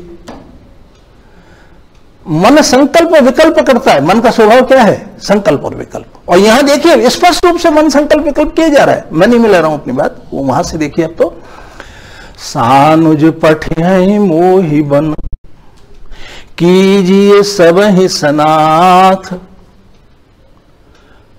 अथवा मैं और जो है मैं और शत्रुघ्न तो बन चले जाते हैं, लक्ष्मण और आप लौट जाएं। अथवा शत्रुघ्न और लक्ष्मण को वापस भेज दीजिए, नाथ चलो मैं साथ, और आप मुझे अपने साथ ले लीजिए। ध्यान दीजिएगा, पहला मन का विकल्प। एक तीसरा पहले और चर्चा कर ले।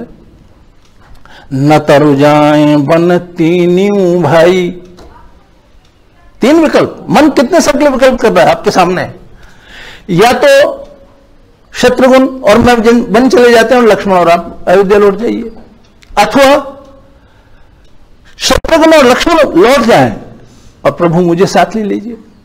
और न तरु जाए बन तीनों भाई, अथवा हम तीनों भाई बन चले जाते हैं। न तरु जाए बन तीनों भाई, बहुरी सिंह सहित रघुराई। भाव को समझिए। जिस सरेंडर की हम बात कर रहे हैं वो कंप्लीट नहीं हुआ। हो गया क्या? जब आप कह रहे हैं कि आपकी आज्ञा का पालन श्रेष्ठ है और आज्ञा मांग नहीं रहे हैं आप, तो अपना विकल्प दे रहे हैं। आप तो अपना संकल्प उन पर, प्रभु के संकल्प पर आरोपित कर रहे हैं। जबकि सरेंडर का भाव क्या है? प्रभु के संकल्प में, उसकी विल में, डिवाइन विल में हमारी विल मर्ज करे। वही हो जो वो चाहे, तेरी रजा में ही हमारी रजा। लेकिन यहां हो क्या रहा है? हमारा मन अभी जो है निसंग नहीं हुआ, अभी चिपका हुआ उससे, स्वार्थ से, अपने से। और ध्यान दीजिए, सरेंडर के भाव को अगर हम समझना चाहें तो इससे सुंदर और सटीक उदाहरण मुझे तो नहीं मिला, आपको मिले तो बता दीजिएगा। यहां तक अभी सरेंडर कंप्लीट नहीं हुआ आपका। अभी तो आप अपने मन की चलाना चाहते हैं। आप वो चाहते हैं जो आपका मन चाहता है, आप वो नहीं चाहते जो प्रभु का मन चाहता है। और श्री अरविंद और मां की भाषा में अगर मैं बात करूं, जब तक आप परमात्मा के प्रति फुल्ली ओपन नहीं होते हैं, फुल्ली ओपन होने का भाव निश्शेष समर्पण, कुछ रिजर्वेशन नहीं है आपके पास। आप अपना बचा कर कुछ नहीं रखना चाहते, नहीं रख रहे हैं, वो है कंप्लीट सरेंडर। अभी तो आप सब अपना ही अपना बचा रहे हैं, या तो भैया ऐसा कर लो, या भैया ऐसा कर लो, या भैया वैसा कर लो। सरेंडर के भाव को समझने की दृष्टि से बड़ा सुंदर उदाहरण है ये हमारे सामने। श्री अरविंद के दर्शन को समझने की दृष्टि से भी ये बड़ी सहयोगी चीज हो गई हमारे लिए। तो अब भरत के सामने सब कुछ हो गया, समझ में आ गया, भाई को कह दिया कि आपकी आज्ञा का पालन करोड़ों गुना श्रेष्ठ है। फिर भी संकल्प विकल्प चल रहे हैं आपके, यानी कि मन साथ है। और इसी को हमने ये कहा कि चेतना के उच्चतर स्तर पर पहुंचने के बाद भी मन आपका साथ चलेगा। इसका शांत, ये खत्म नहीं होता है, शांत हो सकता है। शांत होना ही पर्याप्त है और शांत होना ही सिद्धि है, लेकिन साथ चलेगा। और साथ चलेगा तो नटखट बच्चे की तरह शरारत भी करेगा। और यहां स्पष्ट है आपके सामने, या तो हम दोनों भाई बने चले जाएं। भाई पिता ने आज्ञा नहीं दी है, तुम्हारे मन की थोड़ी दी, तुम्हें तो राज करने के लिए कहा है। राम को राज करने की बात, अयोध्या लौटने की बात कहां है? तो ये तो समझ में आता है तुम्हारे, उनको तो बन जाने की आज्ञा है। अब देखिए जरा, जब मन संकल्प विकल्प करके थक जाए, हम इस स्थिति में आ जाएंगे, हमारी समझ में आ जाएगी अब हमारा मन थक चुका, अथवा उसको यह जानकारी हो गई कि भैया तेरे करने से कुछ नहीं होगा। फुल्ली ओपन होने के भाव को हमने समझ लिया। इसको दोबारा मैं इसलिए रिपीट कर रहा हूं कि श्री अरविंद की भाषा में जो ये है कि हमारा फुल्ली ओपन होना, जैसे एक फूल पूरी तरह खिल जाए, जैसे उसमें 12,000 वो है उसकी पत्तियां या उसके पार्ट, वो सबके सब खिलने चाहिए। इस तरह आपका मन खिल जाए। अगर उसमें एक पत्ती भी बिना खिली हुई रह गई है, इसका मतलब आपके मन में रिजर्वेशन है। अभी आपका मन कुछ और चाहता है, परमात्मा जो चाहता है उसके अलावा भी कुछ चाहता है। तो फुल्ली ओपन होने का मतलब आप पूरी तरह परमात्मा के प्रति खुल जाए। और रामचरितमानस से कितना सुंदर उदाहरण आपको मिलेगा ये। अब जब सब कुछ कहकर भरत थक गए, अथवा दूसरे शब्दों में कहें कि भरत का मन थक गया ये सब करके, तब क्या कहते हैं वो, बहुत स्पष्ट शब्द है, जेहि विधि प्रभु प्रसन्न मन होई, करुणा सागर कीजिए सोई। ये फुल्ली सरेंडर होने का भाव है। यहां रिजर्वेशन नहीं है। भरत ने ये नहीं कहा भैया ये करके ये कर लो, अथवा ये नहीं करके ये कर लो। जेहि विधि प्रभु प्रसन्न मन होई, करुणा सागर कीजिए सोई। जिससे प्रभु आपका मन प्रसन्न हो, केवल और केवल वही कीजिए। यह है निशेष समर्पण, अध्यात्म के क्षेत्र की सबसे मूल्यवान निधि।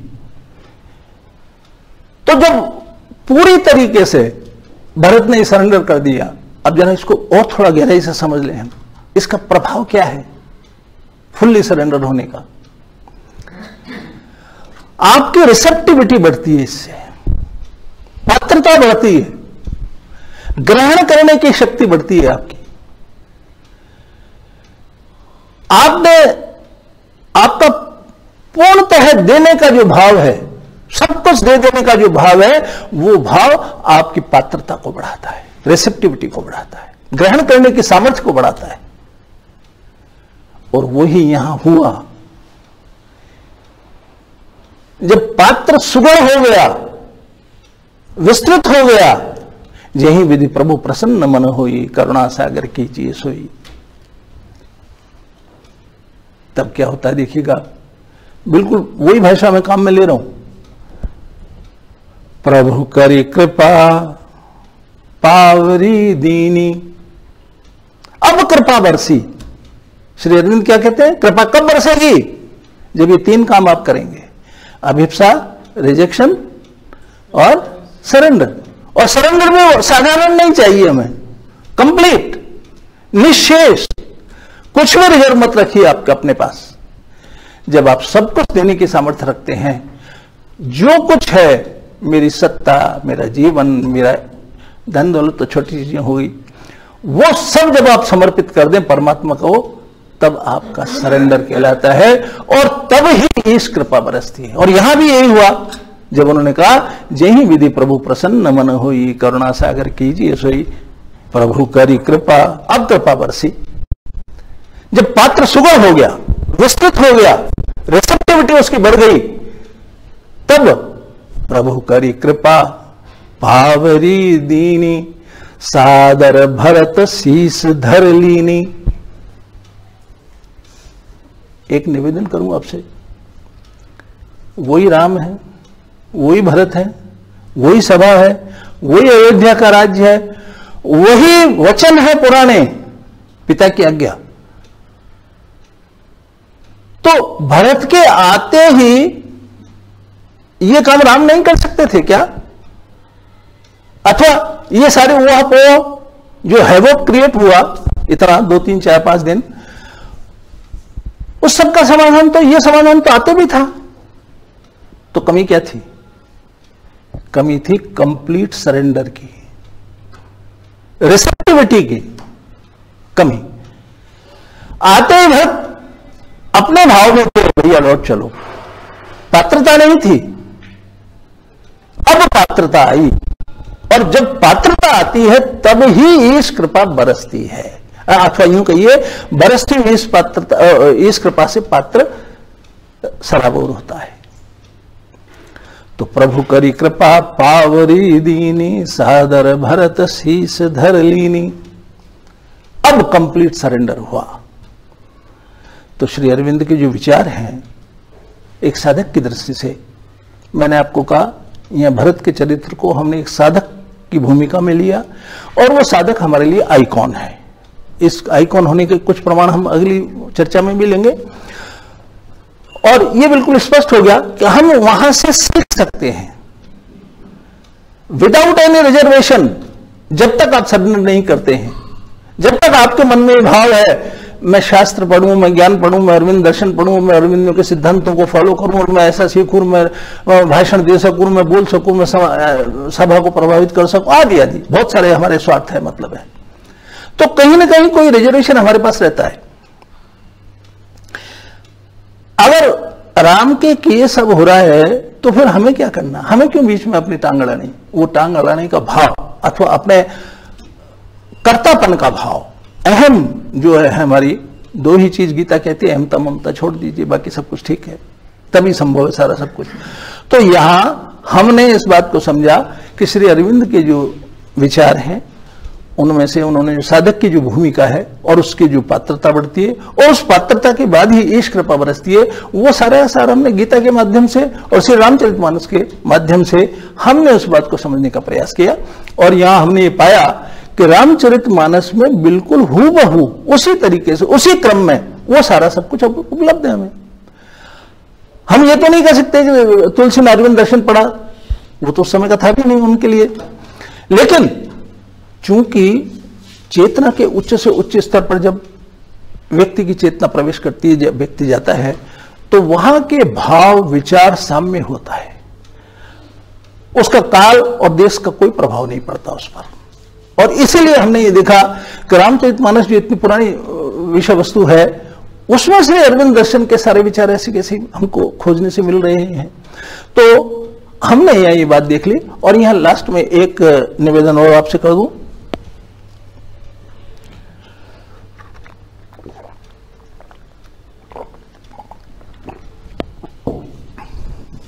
कर्म का सिद्धांत अगर आप भरत के चरित्र से समझना चाहें तो उससे सुंदर गीता का कर्म योग मेरी समझ में नहीं आया।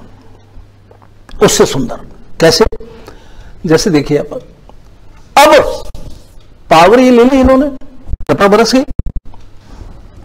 कृपा बरसने के बाद में भरत पावरी लेकर के अयोध्या या नंदीग्राम चले गए।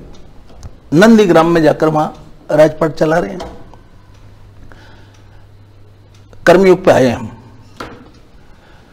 कर्मयोग का आप जितने विचार सुनेंगे या दूसरे लोगों की जहां चर्चा आती है श्री अरविंद को छोड़कर, उसमें सब लोग एक ही बात कहते हैं कि निस्वार्थ भाव से कोई काम करो, फल की चिंता मत करो, कर्म करो।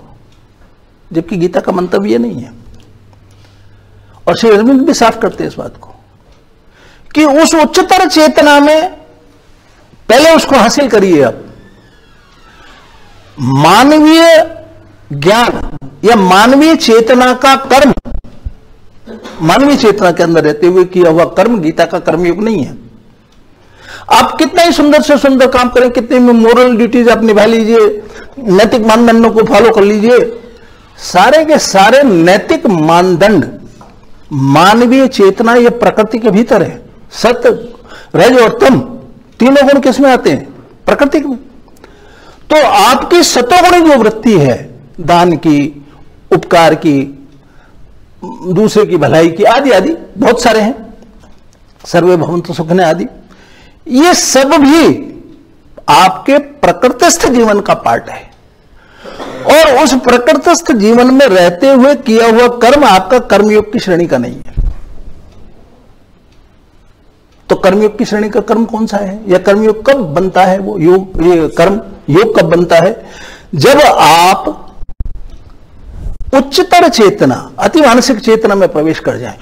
उस चेतना की गाइड में जब आप कर्म करते हैं, वो कर्म गीता साफ कहती है, मदर्थ कर्म, मेरे लिए कर्म। अब आप बाल बच्चों की ड्यूटी निभा रहे हैं, आप पड़ोसी के भाव कर रहे हैं, आप किसी गरीब की सेवा कर रहे हैं, ये तो मदर्थ कर्म नहीं है सीधा सीधा। अथवा भगवत प्रीत्यार्थ कर्म, जो गीता कहती है, परमात्मा की प्रीति के लिए, उनके सुख के लिए, उनकी इच्छा के लिए, उनकी चाहत के लिए किया गया कर्म कर्मयोग है। अब जरा इसको ध्यान से मेरी बात को सुन लीजिएगा। आप भरत नंदीग्राम चले गए, क्या कर रहे हैं? नित्य पूजत प्रभु पादुका, मोदन हृदय समात। प्रसन्न है, नित्य प्रति राम की पादुका, जो कि कृपा का फल है, उनकी पूजा करते हैं। मांग मांग आयसु करत, आज्ञा मांग मांग करके राम राज काज बहुभांति, राजकार्य चला रहे हैं। उन पादुकाओं से प्रभु की कृपा का जो प्रसाद है, जिसका सीधा अर्थ समझ लीजिए कि यहां वो राम की इच्छा, विल, डिवाइन विल को ही फॉलो कर रहे हैं, उसी का निर्वाह कर रहे हैं, उसी का पालन कर रहे हैं, उसी को मैं अपनी इच्छा मिला रखी। तो जरा देखिएगा, मांग मांग आयस करत राम। अब मैं एक थोड़ा सा गलती कर रहा हूं, मैं यहां जानबूझकर माफी चाहते हुए तुलसी से। मांग मांग आयस करत राज काज बहुभांति, ये है वहां पर। मैं जरा सा उसको टिल्ट कर रहा हूं, मैं धसता ही है। इसमें मैं अगर ये कर दूं, मांग मांग आयसु करत राम काज बहुभांति, अब ये राम का काज है। जिस दिन गुरु ने, मां कौशल्या ने कहा था बेटा तिलक करवा ले, तब भी तो ये अयोध्या का ही राज्य था।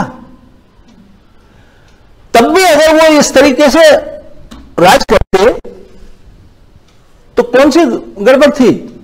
कोई दोष नहीं दे सकता था, सब कुछ ठीक था। लेकिन तब ये जगत का काज था, परिवार का काज था, और परिवार का और जगत का काज ज्ञान योग की श्रेणी में नहीं आता। राम काज ही ज्ञान कर्म योग की श्रेणी में आता है। और यहां भरत अब क्या कर रहे हैं? वही राज्य है, वही अयोध्या है, वही प्रजा है, वही भरत है। क्या बदला? कुछ नहीं बदला। केवल क्या बदला? काम की प्रकृति बदली, कार्य की। पहले कर्म जगत का कर्म था, सांसारिक कर्म था, पारिवारिक कर्म था।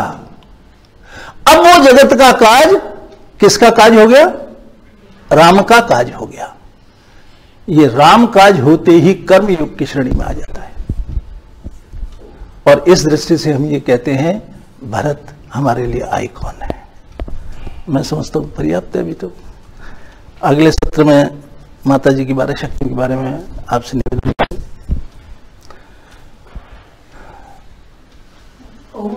हाँ 2 मिनट आप शांति करवा दीजिए। आप आ जाइए मैडम।